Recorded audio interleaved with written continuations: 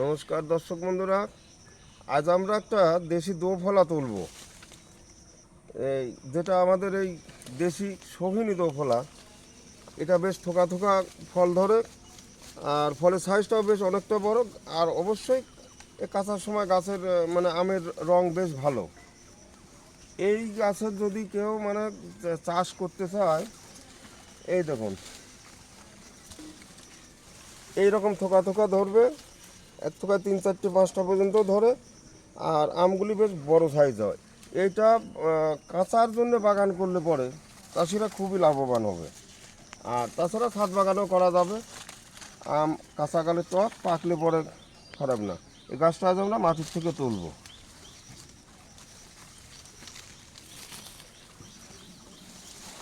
এই দেখুন কীভাবে আরও সব ধরে ধরে যাচ্ছে। এই যে কীরকম থোকা থোকা, এই যে এদিকে সব দিকেই আম ধরা দেখুন।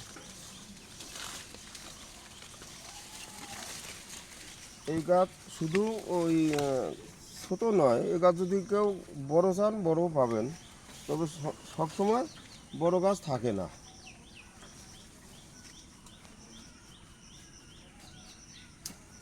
মাটি ওরকম একটু বেশি তুলবেন, একটু বেশি দরকার না, ওই রকমই।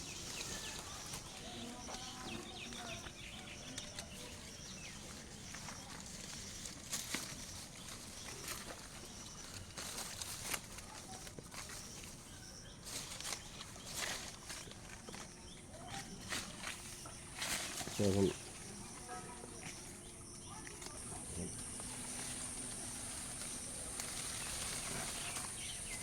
যান নিয়ে যান।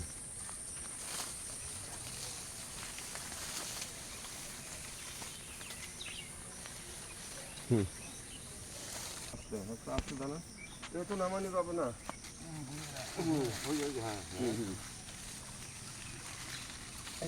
এবার আপনি উপরে আলগা মাটি আছে ফেলেন,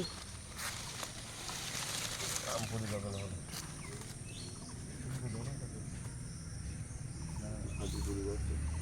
একদম এর পিছনে কি দুটি একসঙ্গে মোটা? একটা, এইটাই তো বাড়ছে।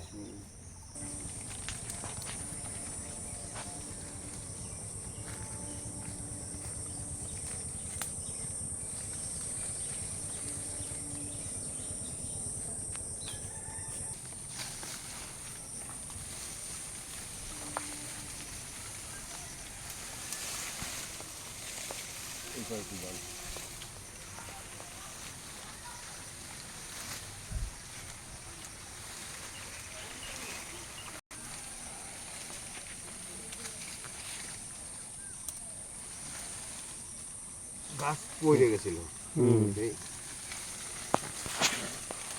কড়া গাছ চলতে খুবই মোটা শিখে ছিল।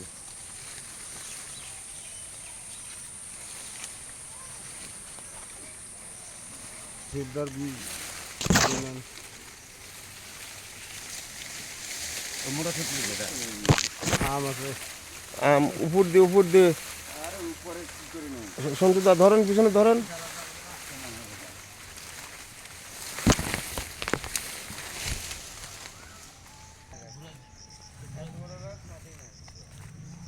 হ্যাঁ, আমটা পাশে রাখবো। মাটি ঝুড়া মাটি, সাপলে কোপ দিলে মাটি সাপলে লাগে উঠে যায়। আমের ওজন এখন কীরকম? 300-র উপরে। ওই আমটা দেখুন, মোড়া যেন না লাগে। হ্যাঁ, 300 গ্রাম হয়ে গেছে।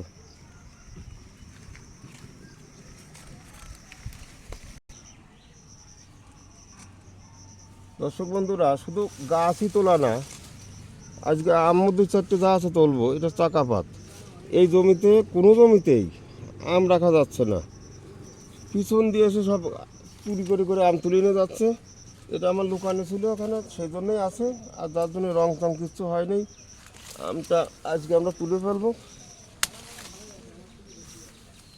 পাকার দেরি আছে, বেশ কিছু দেরি আছে, কিন্তু রাখছে না জমিতে।